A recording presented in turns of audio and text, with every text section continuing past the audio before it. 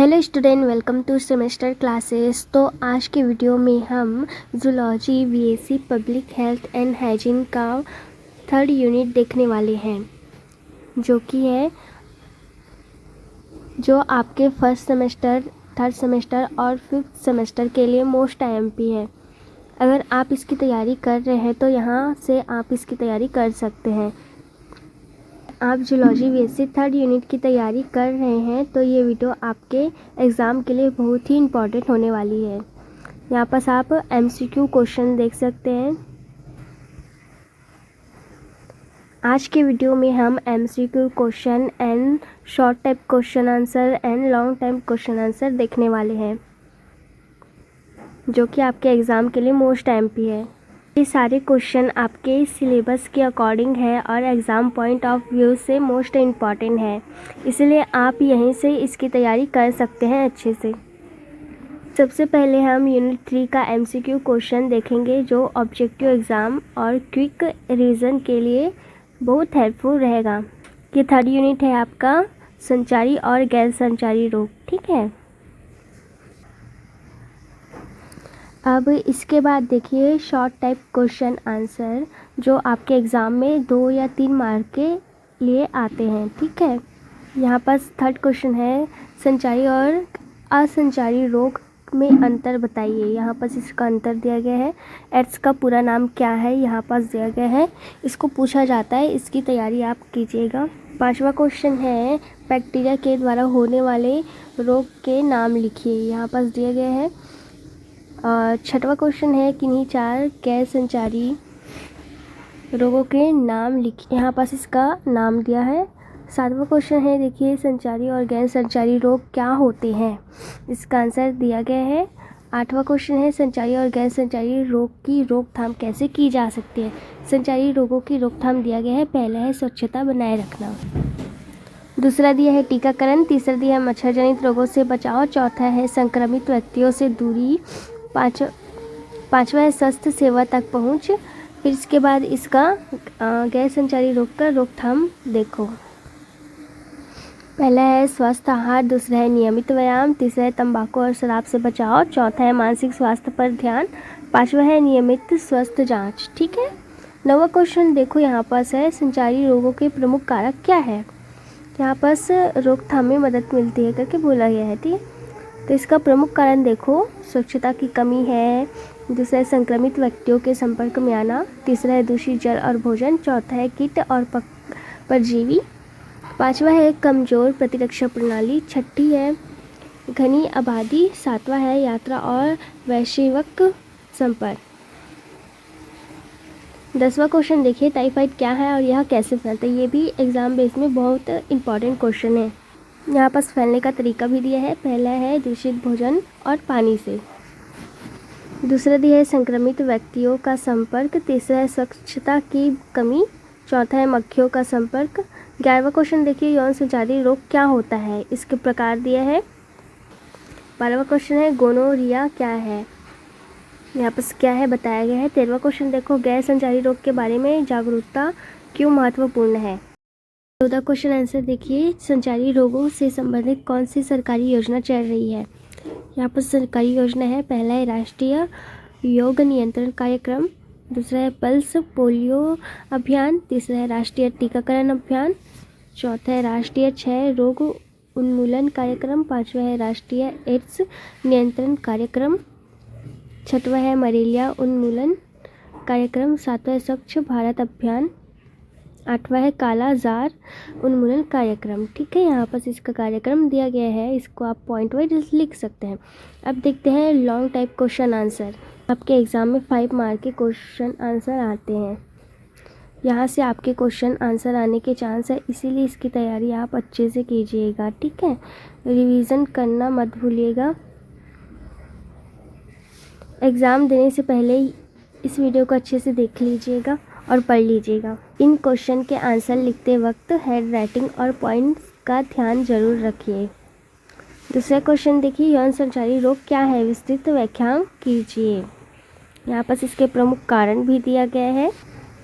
आप सिर्फ पॉइंट को देखिए और इसके अंदर खुद से लिखने की कोशिश कीजिए। अगर आपको सिर्फ पॉइंट बस याद रहेगा ना तो इसके अंदर आप खुद लिख सकते हैं, इसीलिए तैयारी अच्छे से कीजिएगा, ठीक है। और अगर आप एग्ज़ाम में पॉइंट टू पॉइंट वाइज लिखेंगे तो आपको एग्ज़ामिनर अच्छा मार्क भी देगा। यहाँ पर देखिए, एड्स पर टिप्पणी लिखिए। ये मोस्ट एमपी क्वेश्चन है, एग्ज़ाम में हर बार पूछा जाता है ये क्वेश्चन।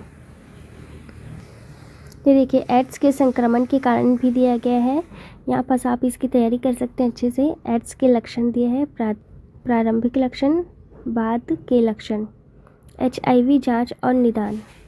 एड्स का उपचार दिया है, रोकथाम भी दिया गया है यहाँ पास देख सकते हैं। फोर्थ क्वेश्चन है, सिफिलिस के कारण लक्षण और रोकथाम का वर्णन कीजिए। यहाँ पर संक्रमण के मार्ग दिया है, फिर सिफिलिस के लक्षण दिया है, गुप्त चरण, चौथा है तृतीय चरण। इसके बाद इसका निदान दिया गया है, इसके बाद रक्त परीक्षण दिया गया है, इलाज भी दिया गया है, एंटीबायोटिक दवाइयाँ, जटिलता है। इसके बाद इसका रोकथाम दिया गया है।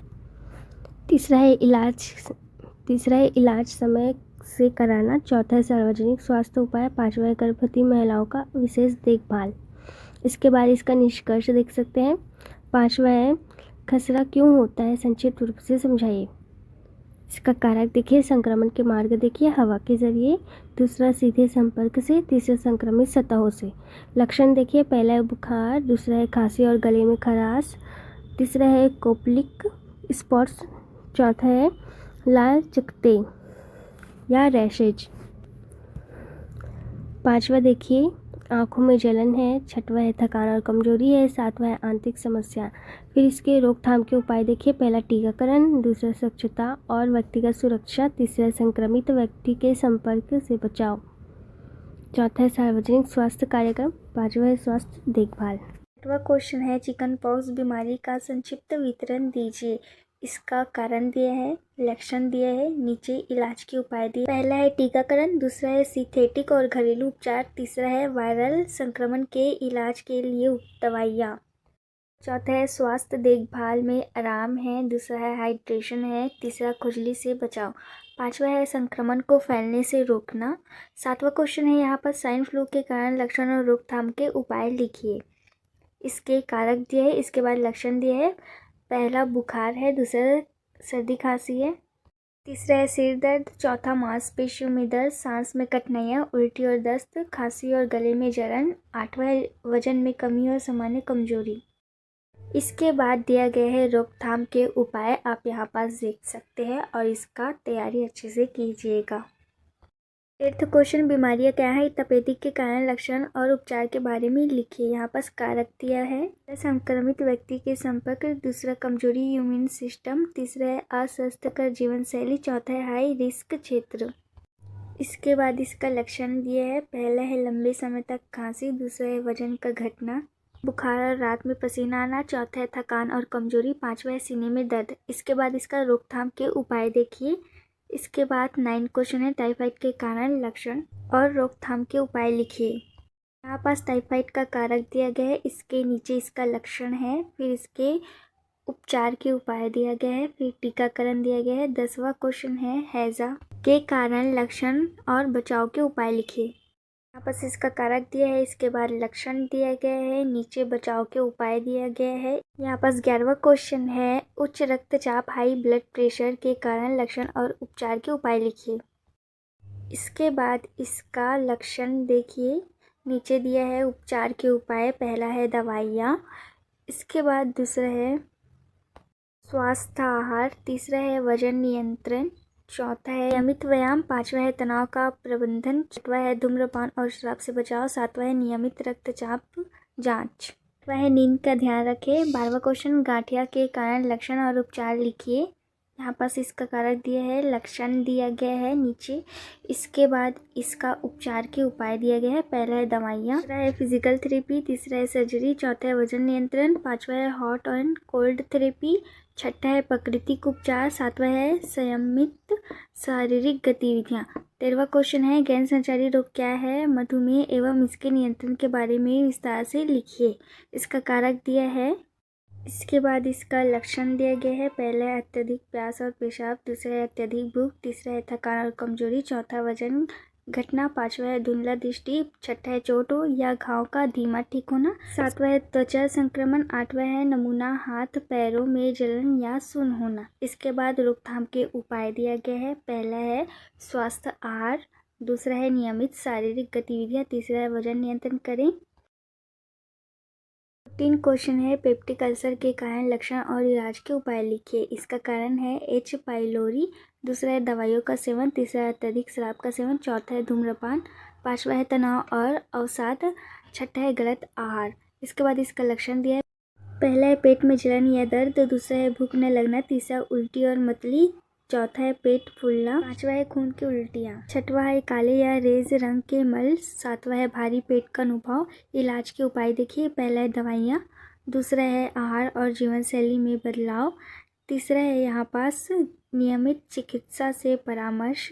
इसके बाद इसका चौथा सर्जरी देखिए। 15वां क्वेश्चन है मोटापा के कारण होने वाले विकारों को संक्षिप्त रूप से समझाइए।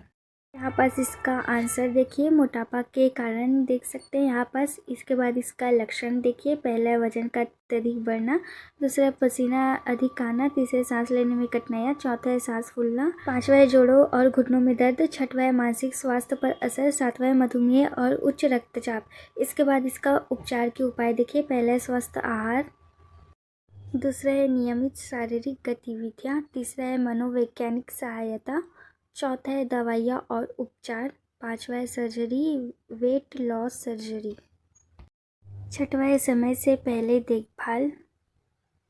इसके बाद आता है 16वां क्वेश्चन अवसाद और चिंता क्या है, इसके कारण, लक्षण और बचाव को समझाइए। यहाँ पर अवसाद डिप्रेशन के कारण दिया है, जैविक कारण, अनुवांशिक कारण।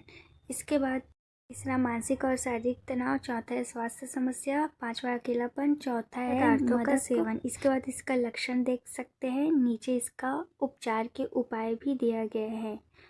दवाइयाँ है, समय से पहले देखभाल और सामर्थ्य है, फिर चौथा है जीवन शैली में बदलाव। इसके बाद यहाँ पर चिंता दिया गया है, इसके कारण दिया गया है, इसके बाद इसके लक्षण दिया गया है, इसके बाद उपचार के उपाय दिया गया है।